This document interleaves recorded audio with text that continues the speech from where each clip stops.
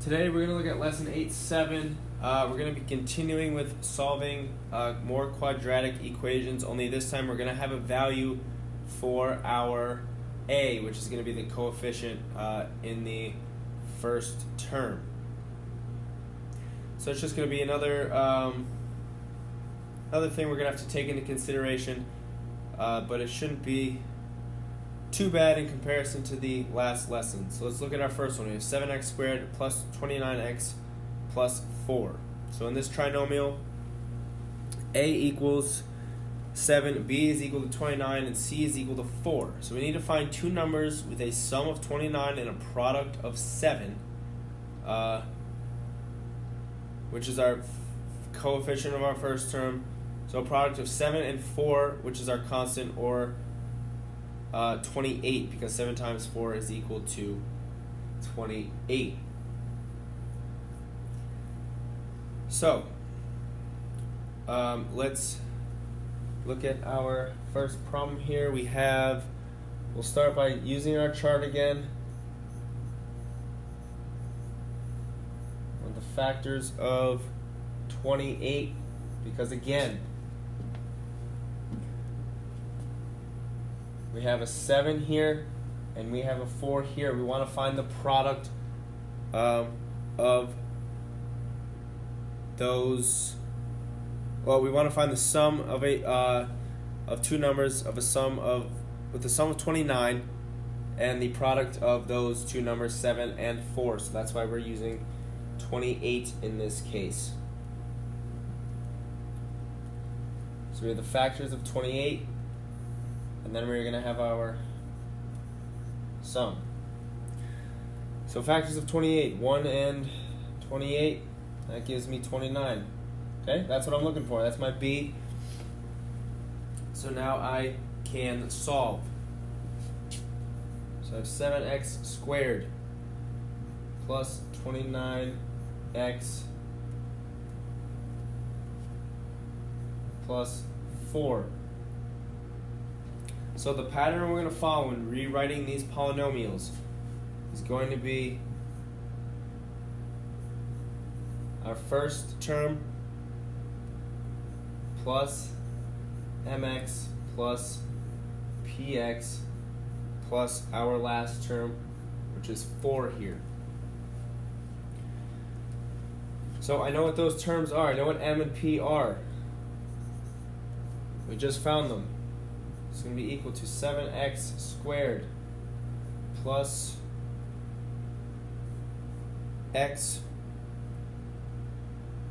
plus 28x plus 4. Now I can group terms with common factors. So you can see that 7x squared and x squared have common factors, and 28x and 4 have common factors. In 7x squared plus x, I can factor out an x. I'm left with 7x plus 1. And in 28x plus 4, I can factor out a 4. And I'm left with 7x plus 1. Notice we have 7x1 in both terms here. So that is our GCF that we're going to factor out now. I'm just going to bring it up here. 7x plus 1. And then in my other set of parentheses are the terms on the outside of the parentheses, which is x plus 4. And that would be my answer there. If you were to FOIL that, you should get 7x squared plus 29x plus 4. Alright, let's look at our second problem. I'm just going to draw this line here just to keep everything separated. So we have 3x squared plus 15x plus 18. So factoring this one's a little different. If you notice, there's a factor that we can factor out of every single one of these terms in this quadratic equation, and that is 3. So our GCF here is 3. So I'm going to factor out a 3. Left with x squared plus 5x plus 6. Now we can go back to what we were doing in our previous lesson. Again, we want to use our chart here. We want to factor just what is in here. Just what is in here. Our 3 is going to stay on the outside for now. We're just worried about the x squared plus 5x plus 6. So we want to find our factors of 6 because that's our c here.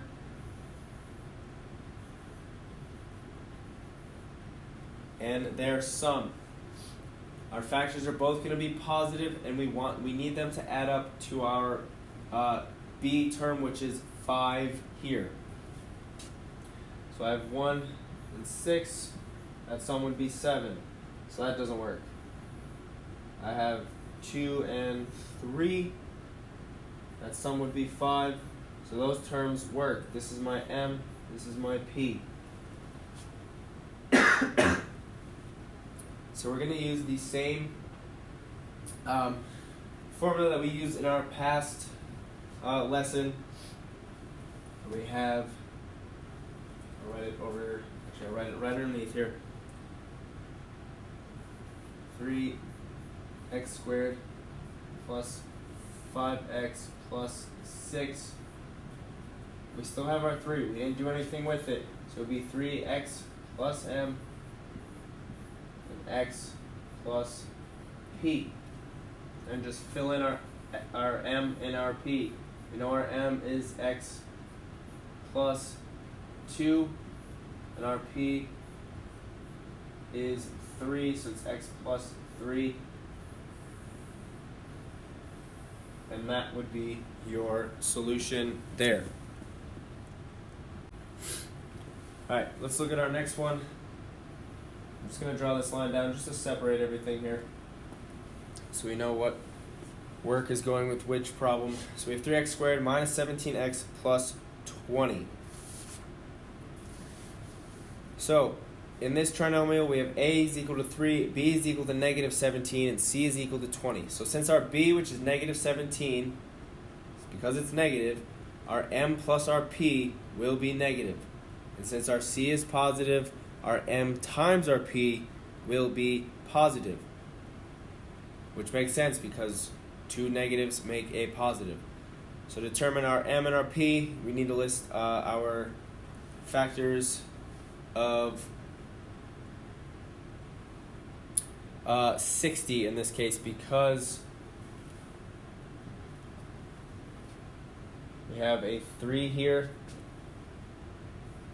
and we have a 20 here. 3 times 20 is 60, so we need to find our factors of 60, or a times c.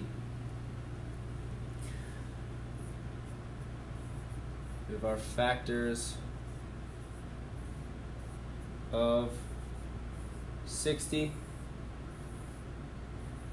and then their sum.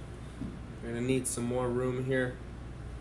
Alright, so our factors of 60, we want our sum to be negative 3, because that is our b term. So we have negative 1 and negative 60.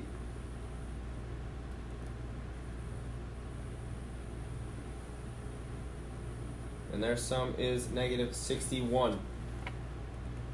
Okay, so that doesn't work. We have negative 2 and negative 30.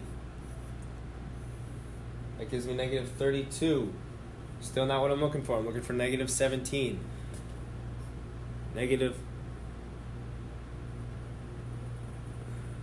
3 and negative 20. Gives me negative 23. Still not what I'm looking for. Let's give ourselves some more room here. Negative 4 and negative 15. Negative 19. Still not what I'm looking for. I'm looking for negative 17. Negative 5 and negative 12. That gives me negative 17. So that is my M and my P. So we're going to rewrite it using that form that we looked at in the first problem. We're going to keep our first terms. We have 3x squared plus mx plus px plus our last term, which is 20. We know our m and our p, so now let's just fill it in. So we have 3x squared minus 4x minus, or not, I'm sorry, not minus 4x.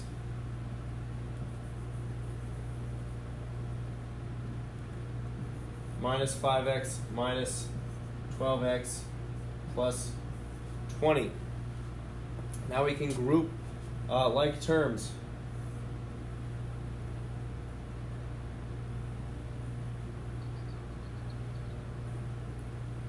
But before I do that, because I cannot group 3x and 5x together,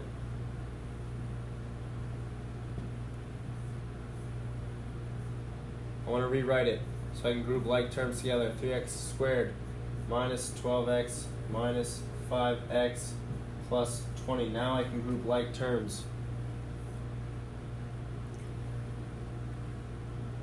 I'm going to rewrite this. I'm going to make this a plus here and put my negative and with that 5 there. So I can factor out a 3x out of my first parentheses. I'm left with just x minus 4. I can factor out a negative 5 out of my second parentheses, and I'm left with x minus 4. Notice we have our like terms here. So that becomes our new GCF. And then our second set of parentheses is going to be what is on the outside of those x minus 4s. So we have 3x minus 5 and x minus 4. And that would be your final answer there. If you have the parentheses, if you have x minus 4 and then 3x minus 5, that's fine too.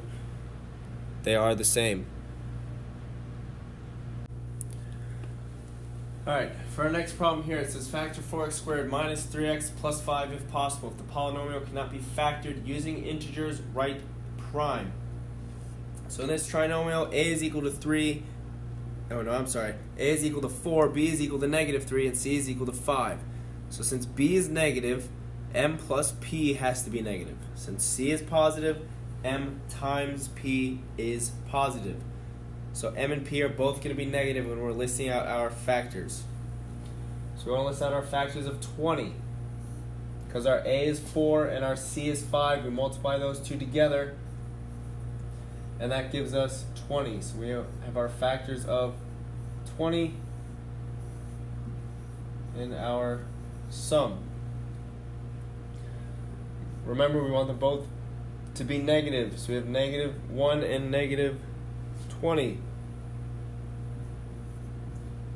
Negative 21. That doesn't work, so we're looking for negative 3. Negative 2 and negative 10. Negative 12. Negative 4 and negative 5. Negative 9. I'm all out of integers that I can use that are factors of 20. If I were to keep going, I would just be repeating myself. So you notice that there are no more factors with a sum of negative 3. So the quadratic expression, it can't be factored. So therefore, this is prime. There are no integers. It can't be factored using any integers. And our last one here, suppose a cheetah pouncing on an antelope leaps with an initial upward velocity of 19 feet per second. How long is the cheetah in the air if it lands on the antelope's hindquarter 3 feet from the ground? So we want our equation for height. Our equation for height is h equals negative 16 t squared plus vt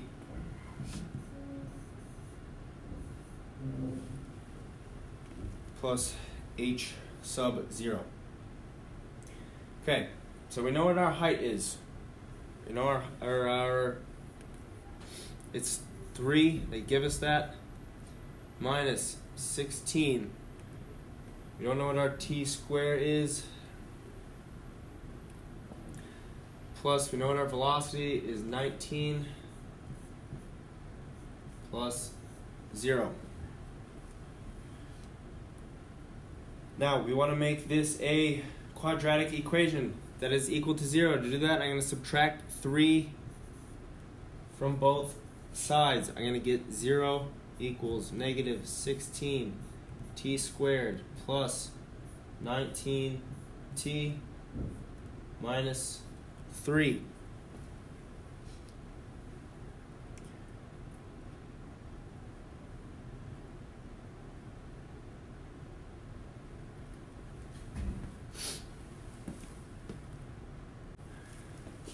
I'm going to multiply each side by -1, and my quadratic equation will be written as, not negative 16, 16t squared minus 19t plus 3. So if I factor that, should get 0 equals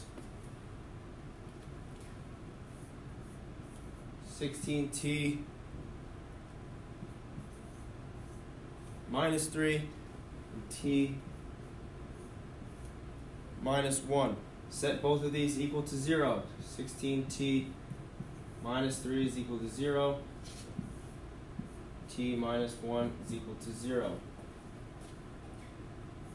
Subtract 3, or add 3 to both sides. Divide by 16. T is equal to 3 over 16. Add 1 to both sides, you get t is equal to 1. So these are our solutions. So it takes the cheetah 3/16 seconds to reach a height of 3 feet on his way up, and it takes the cheetah 1 second to reach a height of 3 feet on his way down. So the cheetah is in the air 1 second before he catches the antelope.